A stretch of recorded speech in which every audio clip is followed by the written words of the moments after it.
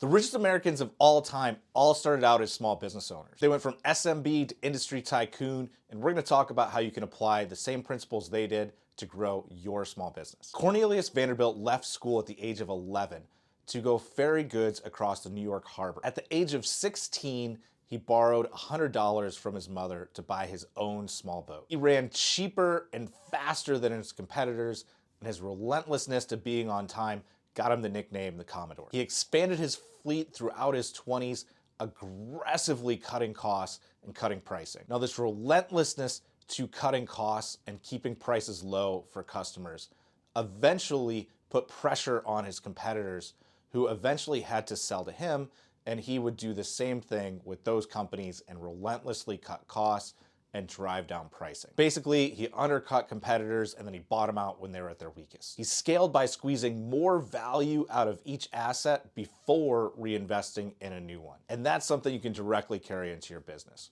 Before you go and buy that new piece of equipment, make sure there isn't some way that you can fulfill this with what you already have. Now, he was an early adopter. He was one of the early adopters of the steamboat and sold his fleet of sailing ships for a fleet of steam-powered ships. Now, by the 1850s, he realized that rail was going to take over for the waterways. And initially, through a hostile takeover, he bought the New York and Harlem Railroad. And then he kept acquiring railroads, and he kept applying his playbook. Cut waste, simplify schedules, lower prices to dominate market share, reinvest the profits into better infrastructure. To be like Vanderbilt, you need to start lean, master efficiency before you scale. Yes, I'm talking to you, ETA guy or HoldCo guy that says they're going to buy 4 businesses in the next 12 months. To be like Vanderbilt and many others on the America's Richest, you need to quickly adopt new technology. Always be on the lookout for things that can cut costs and improve efficiency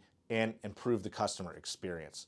Of course, today, AI is the obvious answer that really everyone should be implementing in their businesses, but you should be looking for other things, because at this point, you should assume that all your competitors are going to be using AI to improve their businesses as well. Simplify everything. Complexity destroys margins faster than competition. Follow us as we cover more of America's Richest and our favorite way of starting a business, buying a business.